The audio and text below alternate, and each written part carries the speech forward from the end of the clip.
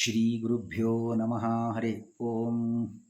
ಜನ್ಮಾದ್ಯಸ್ಯ ಯತೋನ್ಮಯಾದಿತರತಶ್ಚಾರ್ಥೇಷು ವಿಘ್ನಸ್ವರಾಟ್ ತೇನೇ ಬ್ರಹ್ಮಹೃದಾಯಾದಿ ಕವಯೇ ಮುಹ್ಯಂತಿ M ಸೂರಯಃ.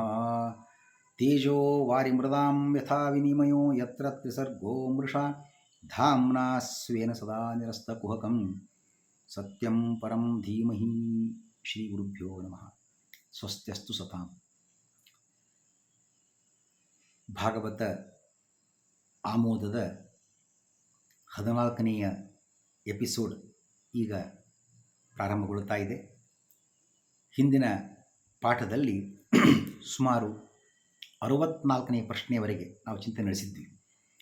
64ನೆಯ ಪ್ರಶ್ನೆ, ಶುಕಮುನಿಗಳು ನೀಡಿದ ಸರಳ ಜೀವನದ ಸಂದೇಶವೇನು? ಸರಳ ಜೀವನ ಯಾಕೆ ನಡೆಸಬೇಕು ಅದನ್ನು ಅವರು ಹೇಳಿಕೊಟ್ರು ಶುಕಮುನಿಗಳು. ಅದನ್ನು ಮಾಡಿಕೊಂಡಾಗ ಭಗವಂತನ ಧ್ಯಾನ ಮಾಡಲಿಕ್ಕೆ ಒಂದಷ್ಟು ಅವಕಾಶ, ಅನುಕೂಲ, ಸಮಯ ದೊರೀತದೆ, ಮಾನಸಿಕ ತಯಾರಿ ದೊರೀತದೆ. ಇದು ಉದ್ದೇಶವಾಗಿದೆ. ಹಿಂದೆ ಉತ್ತಮಾಧಿಕಾರಿಗಳು ಭಗವಂತನನ್ನು ಹೇಗೆ ಉಪಾಸನೆ ಮಾಡಬೇಕು ಅನ್ನೋ ಪ್ರಶ್ನೆ ಹೇಳುವಾಗ ಅವನು ಸರ್ವಜ್ಞ, ಸರ್ವವ್ಯಾಪ್ತ, ಹೀಗೆಲ್ಲ ಉಪಾಸನೆ ಮಾಡಬೇಕು ಅಂತ ಹಿಂದೆ ಹೇಳಿದ್ದಾಯಿತು. ಇದು ಸಾಮಾನ್ಯರಿಗೆ ಮಾಡಲಿಕ್ಕೆ ಕಷ್ಟ. ಅಷ್ಟು ಜ್ಞಾನವೂ ಇಲ್ಲ, ಆ ಜ್ಞಾನ ದೃಢವಾಗಿಯೂ ಇರೋದಿಲ್ಲ. ಹಾಗಾಗಿ ಈ ಪ್ರಶ್ನೆ ಬಂದಿರತಕ್ಕಂಥದ್ದು 65ನೇ ಪ್ರಶ್ನೆ. ಸಾಮಾನ್ಯರು ಭಗವಂತನನ್ನು ಧ್ಯಾನಿಸಬೇಕಾದ ರೀತಿ ಯಾವುದು? ಆ ಭಗವಂತ ಚಿಂತನೆ ಹೆಂಗೆ ಮಾಡತಕ್ಕಂಥದ್ದು? ಫೋಟೋ ಇಟ್ಕೊಂಡ್ವಿ ಅಥವಾ ಇದಕ್ಕೊಂದು ಮೂರ್ತಿ ಅಂತ ಇಟ್ಕೊಳ್ಳೋಣ. ಏನು ಧ್ಯಾನ ಮಾಡತಕ್ಕಂಥದ್ದು? ಉತ್ತಮ ಮಂದಹಾಸದಿಂದ ಕೂಡಿದ ಭಗವಂತ ಸ್ವರೂಪ ಚಿಂತನೆ ಮಾಡುವಾಗ ಅವನ ಫೋಟೋ ನೋಡ್ತೀವಿ ಅಥವಾ ಮೂರ್ತಿ ನೋಡ್ತೀವಿ ಅಂತ ಇಟ್ಕೊಳ್ಳೋಣ. ಅದು ನೋಡುವಾಗ ಉತ್ತಮ ಮಂದಹಾಸ ಭಗವಂತನ ಮುಖದಲ್ಲಿ ಕಾಣಿಸ್ತಾ ಇದೆ. ಹುಬ್ಬಿನ ಕುಣಿತದಿಂದ ಅನುಗ್ರಹವನ್ನು ಸೂಚಿಸ್ತಾ ಇದ್ದಾನೆ. ಏನು ಬೇಕಾದ್ದನ್ನು ಪ್ರಸನ್ನನಾಗಿ ಬಿಟ್ಟಂದರೆ ಕೊಟ್ಬಿಡ್ತಾನೆ ಭಗವಂತ.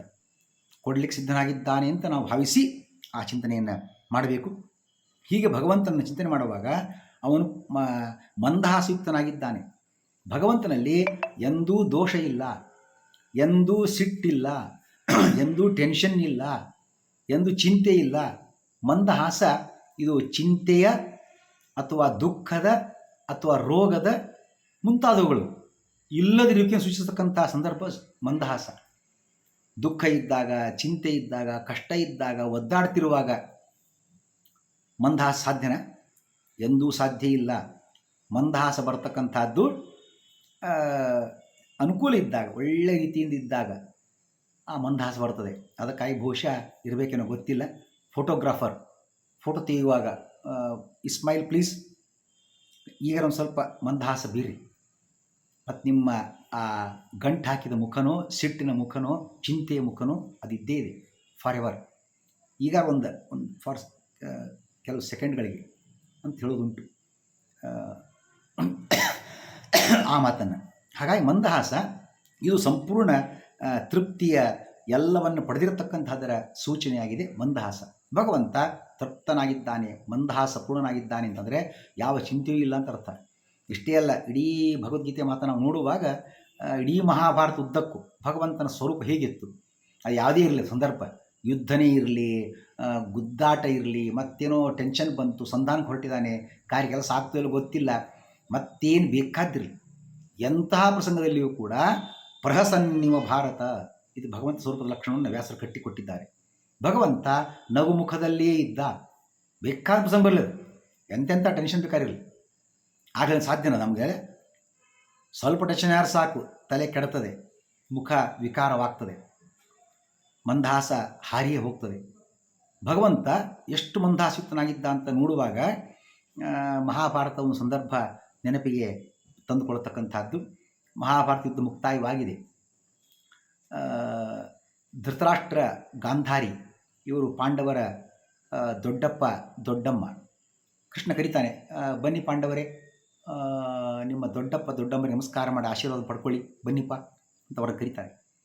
ಕರುವಾಗ ಬರ್ತಾರೆ, ಕ್ರಮವಾಗಿ ನಮಸ್ಕಾರವನ್ನು ಕೂಡ ಮಾಡ್ತಾರೆ, ಆಶೀರ್ವಾದವನ್ನು ಕೂಡ ಅವರಿಂದ ಕೊಡಿಸ್ತಾನೆ.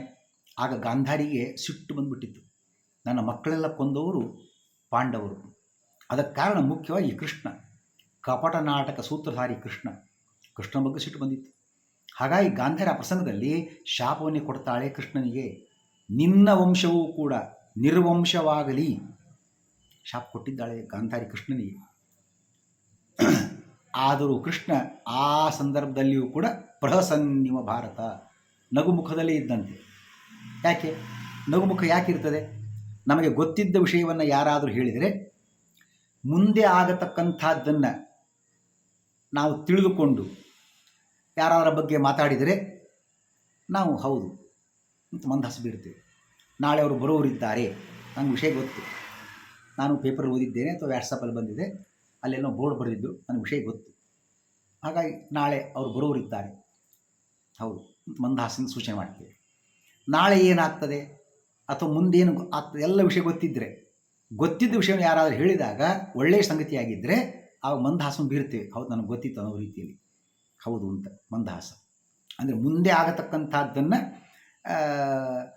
ವಿಷಯ ತಿಳಿಸಿದಾಗ ಆ ಮಂದಹಾಸ ಬರ್ತಕ್ಕಂಥ ಕ್ರಮ.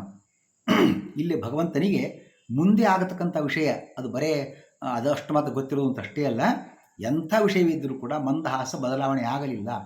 ಹೇಳ್ತಾನೆ ಕೃಷ್ಣ ಗಾಂಧಾರಿಗೆ, ಅಮ್ಮ ನೀನು ನಿನ್ನ ವಂಶವನ್ನು ನಿರ್ವಂಶವಾಗಿ ಶಾಪ ಕೊಟ್ಟು ನನಗೇನು ಬೇಸರ ಇಲ್ಲ. ಯಾಕೆ? ನಾನು ಮಾಡಿದ ಸಂಕಲ್ಪ ಕೂಡ ಅದೇ ರೀತಿಯದೇ, ಸರ್ವಯಾದವರ ನಾಶವಾಗಬೇಕು, ಆಮೇಲೆ ನಾನು ರೂಪೋಪಸಂಹಾರ ಮಾಡತಕ್ಕಂಥದ್ದು, ಕೃಷ್ಣಾವತಾರ ಸಮಾಪ್ತಿ ಆಗತಕ್ಕಂಥದ್ದು. ನಾನು ಸಂಕಲ್ಪ ಮಾಡಿ ಆಗಿದೆ ಸರ್ವಯಾದವರ ಸಂಹಾರಕ್ಕೆ. ಆದರೆ ಅದನ್ನು ಫಸ್ಟ್ ಪ್ರೆಸ್ ಮೀಟಲ್ಲಿ ಅನೌನ್ಸ್ ಮಾಡಿದವಳು ನೀನಷ್ಟೇ. ನನ್ನ ಸಂಕಲ್ಪ ನಾನೀಗ ತೀರ್ಮಾನ ಮಾಡಿದ್ದಾಗಿದೆ, ನನಗೆ ಅದ್ರ ಬಗ್ಗೆ ಬೇಸರ ಇಲ್ಲ ಅಂತ ಹೇಳಿದ. ಅಂದರೆ ಭಗವಂತನಿಗೆ ಮುಂದಿನದೆಲ್ಲವೂ ಕೂಡ ಗೊತ್ತವನಿಗೆ, ಅವನಿಗೆ ಯಾವುದೇ ಚಿಂತೆ ಇಲ್ಲ. ಆ ಕಾರಣಕ್ಕೆ ಮಂದಹಾಸ ಇರತಕ್ಕಂಥದ್ದು. ಹಾಗೆ ಭಗವಂತನಲ್ಲಿ ಯಾವಾಗಲೂ ಮಂದಹಾಸ ಉಂಟು ಅಂತ ಚಿಂತನೆ ಮಾಡಬೇಕು. ಕೆಲವರಿಗೆಲ್ಲ ಭಯ ಉಂಟು ದೇವ್ರ ಪೂಜೆ ಮಾಡೋದು ಅಂತಂದರೆ, ಯಪ್ಪ ಏನಾಗುತ್ತೋ ಗೊತ್ತಿಲ್ಲ, ದೇವರು ಶಾಪ ಕೊಡ್ತಾನೋ, ಏನು ತೊಂದರೆ ಕೊಡ್ತಾನೋ, ಕಷ್ಟ ಕೊಡ್ತಾನೋ ಗೊತ್ತಿಲ್ಲ. ಒಂದು ರೀತಿ ಭಯ, ಅವ್ಯಕ್ತ ಭಯ. ಅದು ಯಾಕೆಂದು ಗೊತ್ತಿಲ್ಲ. ದೇವರು ಎಂದೂ ಶಾಪ ಕೊಡುವುದಿಲ್ಲ, ಕೆಟ್ಟದನ್ನು ಮಾಡುವುದಿಲ್ಲ, ಒಳ್ಳೆಯದನ್ನೇ ಮಾಡ್ತಕ್ಕಂಥವು.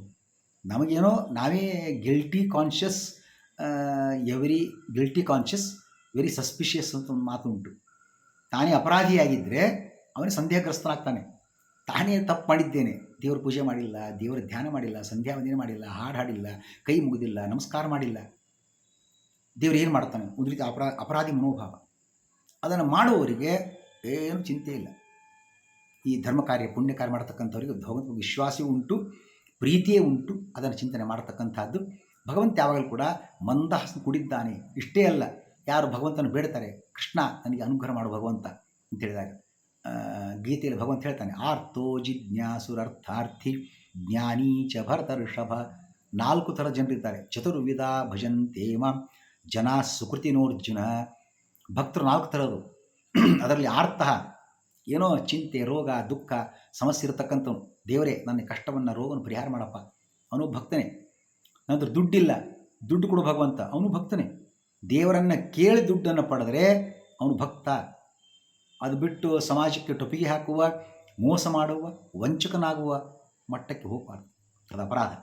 ಹಾಗಾಗಿ ದೇವರನ್ನು ನಾವು ಬೇಡುವಾಗ ಎಲ್ಲವನ್ನು ಕೊಡ್ತಾನೆ, ಅವನು ಕೊಳ್ಳಿಸಿದ್ದನಾಗಿದ್ದಾನೆ ಅಂತ ತಿಳ್ಕೊಂಡು ಆ ಭಗವಂತನ ಧ್ಯಾನ ಮಾಡಬೇಕು ಅಂತ ಶುಕಾಚಾರ್ಯ ತಿಳಿಸಿಕೊಟ್ರು.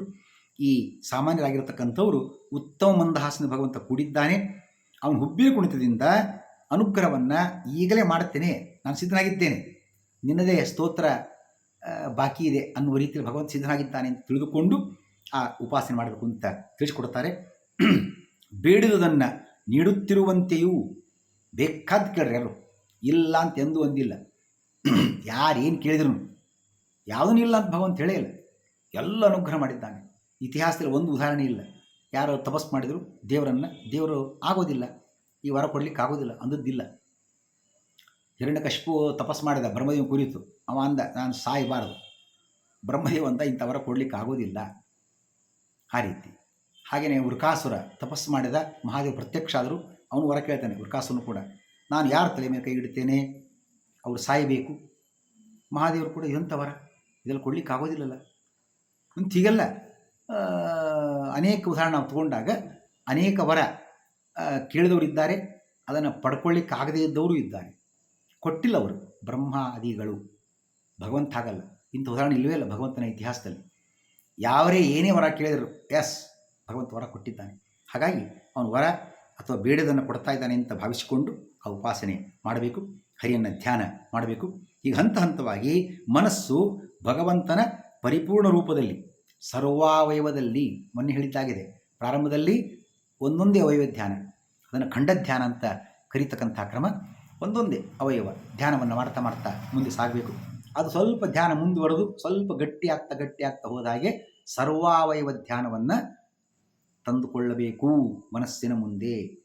ಆ ಸರ್ವಾವಯವ ಧ್ಯಾನ, ಪರಿಪೂರ್ಣ ರೂಪ ಧ್ಯಾನ ಮನಸ್ಸಿನಲ್ಲಿ ಗಟ್ಟಿಯಾಗಿ ನಿಂತಿದೆ ಅಂತ ಆಗುವವರೆಗೂ ಈ ನಮ್ಮ ಧ್ಯಾನವನ್ನು ಮುಂದುವರಿಸಬೇಕಾಗಿದೆ. ಇಂತಹ ಭಗವಂತನ ಧ್ಯಾನ ಯಾವುದರಿಂದ ದೃಢವಾಗ್ತದೆ, ಗಟ್ಟಿಗೊಳಿಸಬೇಕು ಅಂತ ಹೇಳಿದರು. ಭಗವಂತನ ಧ್ಯಾನವನ್ನು ಯಾವ ಚಿಂತನೆಯಿಂದ, ಯಾವ ವಿಚಾರವನ್ನು ತಂದುಕೊಳ್ಳೋದ್ರಿಂದ ಇಂತಹ ಚಿಂತನೆ ಅಥವಾ ಧ್ಯಾನ ಗಟ್ಟಿಯಾಗ್ತದೆ.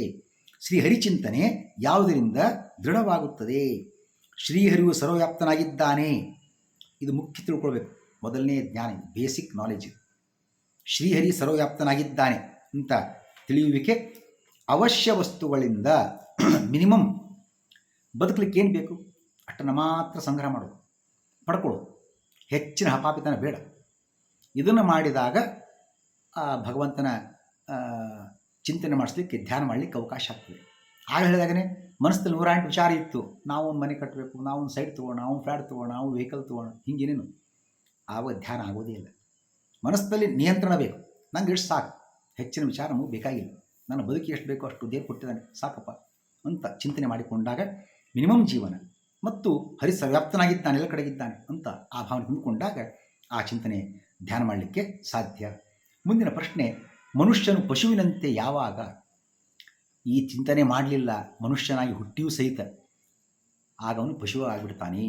ಯಾಕೆ? ಆಹಾರ ನಿದ್ರಾ ಭಯಮೈಥುನಂಚ ಅನ್ನೋ ಒಂದು ಮಾತುಂಟು. ಅಂದರೆ ಎಲ್ಲ ಪಶು ಪಕ್ಷಿ ಪ್ರಾಣಿಗಳಿಗೆ ಆಹಾರ ತಿನ್ನುವುದು, ಮಲಮೂತ್ರ ವಿಸರ್ಜನೆ ಮಾಡುವುದು, ನೀರು ಕುಡಿಯುವುದು, ಆಹಾರ ನಿದ್ದೆ ಮಾಡುವುದು, ಭಯ ಮೈಥುನ, ಇವೆಲ್ಲ ಕಾಮನ್ ಟು ಆಲ್. ಮತ್ತು ಮನುಷ್ಯನ ವೈಶಿಷ್ಟ್ಯ ಏನಪ್ಪ? ಅವನು ಇಷ್ಟೆಲ್ಲ ಮಾಡ್ತಾನೆ ಇದ್ದಾನೆ. ಪ್ರಾಣಿಗಳಿಗೂ ಪಕ್ಷಿಗಳಿಗೂ ಮನುಷ್ಯನ ವ್ಯತ್ಯಾಸ ಏನಾಗಲಿ? ಧರ್ಮೋ ಹಿ ತೇಷಾಂ ಅಧಿಕೋ ವಿಶೇಷ ಅಂತ ಹೇಳುವಂತೆ ಉಳಿದ ಪ್ರಾಣಿ ಪಕ್ಷಿಗಳಲ್ಲಿ ಇರತಕ್ಕಂಥ ಬುದ್ಧಿಶಕ್ತಿ ಮನುಷ್ಯನಲ್ಲಿ ಉಂಟು. ಹಾಗಾಗಿ ಅವನು ಭಗವಂತನನ್ನು ಧ್ಯಾನ ಮಾಡಬೇಕು. ಮಾಡಲಿಲ್ಲ, ಪಶುವಿನಂತೆ ಆಗಿಬಿಡ್ತಾನೆ. ಬರೀ ಆಹಾರ ತಿನ್ನುವುದಕ್ಕೋ ಮಲಮೂತ್ರ ವಿಸರ್ಜನೆಗೋ ಮಲಗಲಿಕ್ಕೋ ತನ್ನ ಜೀವನವನ್ನು ಕಳೆಯುವಂತಾಗಿದ್ದರೆ ಆ ಪಶು ಪಕ್ಷಿಗಳಿಗೂ ಪ್ರಾಣಿಗಳಿಗೂ ಈ ಮನುಷ್ಯನಿಗೆ ಏನು ವ್ಯತ್ಯಾಸ ಉಂಟಾದೀತು? ಮನುಷ್ಯನು ಪಶುವಿನಂತೆ ಯಾವಾಗ ಆಗ್ತಾನೆ? ಇದು ಒಂದು ಭಾಗ ಚಿಂತನೆ. ಮತ್ತೊಂದು ಮಾತಿನಲ್ಲಿ ತಂದು ಕೊಡ್ತಾರೆ ಶುಕಾಚಾರ್ಯ ನಮ್ಮ ಗಮನಕ್ಕೆ. ಶ್ರೀಹರಿ ಸರ್ವಶಬ್ದವಾಚ್ಯನಾಗಿದ್ದಾನೆ ಎಂದು ಧ್ಯಾನಿಸಿದವರಿಗೆ ನರಕ, ಶಾಸ್ತ್ರ ಹೇಳ್ತದೆ. ಯಾರು ಭಗವಂತ ಸರ್ವೋತ್ತಮನಾಗಿದ್ದಾನೆ ಅವನು ತಿಳ್ಕೊಳ್ಬೇಕು, ಚಿಂತನೆ ಮಾಡಬೇಕು, ಮಾಡಲಿಲ್ಲ ಅವರು ನರಕವೇ ಪ್ರಾಪ್ತವಾಗ್ತದೆ ಅಂತ ಶಾಸ್ತ್ರ ಸಿದ್ಧವಾಗಿರ್ತಕ್ಕಂಥದ್ದನ್ನು ಋಷಿಮುನಿಗಳನ್ನೆಲ್ಲ ಆಚರಣೆ ಮಾಡಿ ತೋರಿಸಿದ್ದಾರೆ, ನಮ್ಮ ಅನುಭವಕ್ಕೆ ತಂದು ಕೊಟ್ಟಿದ್ದಾರೆ. ಅನೇಕ ಬಾರಿ ಬೇರೆ ಬೇರೆ ಉದಾಹರಣೆಗಳ ಮೂಲಕ ಇದನ್ನು ತಿಳಿದು ಸಹಿತ ಇತರ ದೇವತೋಪಾಸನೆ ಬಿಡದಿದ್ದರೆ, ಶ್ರೀಹರಿ ಸರ್ವೋತ್ತಮ ಅಂತ ಪಕ್ಕಾ ಮಾಡಿಕೊಳ್ಳಾರ್ದನೆ ಇವನೆಲ್ಲ ಮತ್ತೊಬ್ಬ ಇದ್ದಾನೆ, ಚಂದ್ರನೋ ಇಂದ್ರನೋ ಸೂರ್ಯನೋ, ಅಲ್ಲಿ ಹೋದ್ರಾಯ್ತು ಸಿಗ್ತದೆ, ಅಲ್ಲಿ ಕೊಡ್ತಾರೆ, ಇವನೇ ಆಗಬೇಕು ಅಂತೇನು, ಹರಿ ವಿಷ್ಣುವೇ ಆಗಬೇಕು ಅಂತೇನು ಅಂಥೇಳಿ ಭಗವಂತನನ್ನು ಇತರ ದೇವತೆಗಳನ್ನು ಸಮೀಕರಿಸಿ ಒನ್ ಆಫ್ ದೆಮ್ ಇವನೊಬ್ಬ ಅಂತ ತಿಳ್ಕೊಂಡು ಅವನನ್ನು ಕೈ ಬಿಟ್ಟು, ದೇವರನ್ನು ಕೈ ಬಿಟ್ಟು ನಾವು ಇತರ ದೇವರ ಕಡೆ ಹೋಗುವಂತಾಗಿದ್ದರೆ ಆವಾಗ ಪಶುವಿನಂತೆ ಆಗ್ತಾನೆ. ಇದು ಶಾಸ್ತ್ರ ಹೇಳ್ಕೊಡ್ತಕ್ಕಂಥ ವಿಷಯ. ಇದು ಭಗವಂತ ಸರ್ವೋತ್ತಮನಾಗಿದ್ದಾನೆ. ಉಳಿದ ದೇವತೆ ಕೊಡ್ತಕ್ಕಂಥದ್ದು ತಾತ್ಕಾಲಿಕ, ಸ್ವಲ್ಪ ಮಾತ್ರ, ಅದನ್ನು ಎಂದು ಬಯಸ್ತಕ್ಕದ್ದಲ್ಲ. ಆ ಚಿಂತನೆಯನ್ನು ಹೊಂದ್ಕೊಳ್ಬೇಕು ಅಂತ ಅದನ್ನು ಕೂಡ ನೋಡ್ತಕ್ಕಂಥದ್ದು. ಇದು ಯಾವುದರ ಪ್ರಶ್ನೆ? ಪರೀಕ್ಷಾ ಪ್ರಶ್ನೆ ಕೇಳಿದ, ಪರೀಕ್ಷಾ ರಾಜ ಪ್ರಶ್ನೆಗೆ ಉತ್ತರ ರೂಪ ಕೂಡ ಇದು ಬಂದಿದೆ. ಅದು ಯಾವ ಪ್ರಶ್ನೆ ಆಗಿದೆ ಅಂತ ಕೇಳುವಾಗ ಬ್ರೂಹಿಯದ್ವಾ ವಿಪರ್ಯಯಂ, ಅಂದರೆ ಯಾವುದನ್ನು ಮಾಡಬಾರದು. ಪರೀಕ್ಷಾ ಪ್ರಶ್ನೆ ಕೇಳಿದ, ನನ್ನ ಆಯುಷ್ಯ ಸಮೀಪ ಬರ್ತಾ ಇದೆ, ಏನು ಮಾಡಬೇಕು ಅದು ಗೊತ್ತಿಲ್ಲ, ಏನು ಮಾಡಬಾರದು ಅದು ಗೊತ್ತಿಲ್ಲ, ಅಂದರೆ ಬಿಡಬೇಕಾದ್ದೇನು ಅದು ಗೊತ್ತಿಲ್ಲ, ಅದನ್ನು ಹೇಳ್ರಿ ಕೇಳಿದ. ಅದನ್ನೇ ಈಗ ಬ್ರೂಹಿಯದ್ವಾ ವಿಪರ್ಯಯಂ, ಬಿಡಬೇಕಾದ್ದನ್ನು ಅಥವಾ ಮಾಡಬಾರದು ಏನುಂಟು ಅದನ್ನು ಹೇಳ್ರಿ, ಅದನ್ನು ಬಿಡಬೇಕು ಅಂತ ಅರ್ಥ. ಅಂದಾಗ ಸಾಧ್ಯ. ಏನು ಬಿಡಬೇಕಾಗಾರೆ ಅಂತಂದರೆ ಇತರ ದೇವತೋಪಾಸನೆಯನ್ನು ಮಾಡ್ತಕ್ಕದ್ದಲ್ಲ. ಸರ್ವೋತ್ತಮ ನಾರಾಯಣ ಅಂಥೇಳಿ ಏನು ನಮಗೆ ಬೇಕು, ಅವಶ್ಯಕತೆ ಉಂಟು, ದೇವರನ್ನೇ ಬಿಡೋಣ. ಮೊನ್ನೆ ಹೇಳಿದಂತೇನೆ, ಹಾಡಿದರೆ ನನ್ನ ಒಡೆಯನ ಹಾಡುವೆ, ಬೇಡಿದರನ್ನ ಒಡೆಯನ ಬೇಡುವೆ, ಕಾಡಿದರನ್ನ ಒಡೆಯನ ಕಾಡುವೆ, ಒಡೆಯ ಶ್ರೀ ಪುರಂದರ ವಿಠಲ ಅನ್ನೋ ಚಿಂತನೆಯನ್ನು ತಂದುಕೊಳ್ಬೇಕು ಅಂತ ಕೂಡ ಪ್ರಸ್ತಾಪ ಮಾಡಿದ್ದಾರೆ. ಹಾಗಾಗಿ ಹರಿಸರ್ವೋತ್ತಮ ಅನ್ನುವ ಪ್ರಜ್ಞೆ ಯಾವಾಗಲೂ ಜಾಗೃತ ಆಗಿರಬೇಕು. ಹಾಗಾಗಿ ಸರ್ವಶಬ್ದ ವಾಚ್ಯ ಪರಮಾತ್ಮ ಅಂತ ಯಾರು ತಿಳಿಯುವುದಿಲ್ಲ ಅವನು ಪಶುವಿನಂತೆ ಆಗತಕ್ಕಂಥದ್ದು. ಈ ತಿಳುವಳಿಕೆ ಬರಲಿಲ್ಲ ಅಂತಂದರೆ ಅವನ ಜನ್ಮಕ್ಕೆ ಏನು ಸಾರ್ಥಕತೆ? ಅದಕ್ಕಾಗಿ ಚಿಂತನೆಯನ್ನು ತಂದುಕೊಳ್ಬೇಕು ಅಂತ ಕೂಡ ಹೇಳಿದ್ದಾರೆ. ಪಾಠವನ್ನು ಮುಕ್ತಾಯ ಮಾಡಬಹುದು ಅಂತ ಅನಿಸ್ತದೆ. ಶ್ರೀಕೃಷ್ಣಾರ್ಪಣಮಸ್ತು. ಯಸ್ಸರ್ವಗುಣಸಂಪೂರ್ಣ ಸರ್ವದೋಷವಿವರ್ಜಿತಃ ಪ್ರಿಯತಾಂ ಪ್ರೀತಯೇವಾಲಂ ವಿಷ್ಣುರ್ಮೇ ಪರಮಸುಹೃತ್. ಶ್ರೀಕೃಷ್ಣಾರ್ಪಣಮಸ್ತು.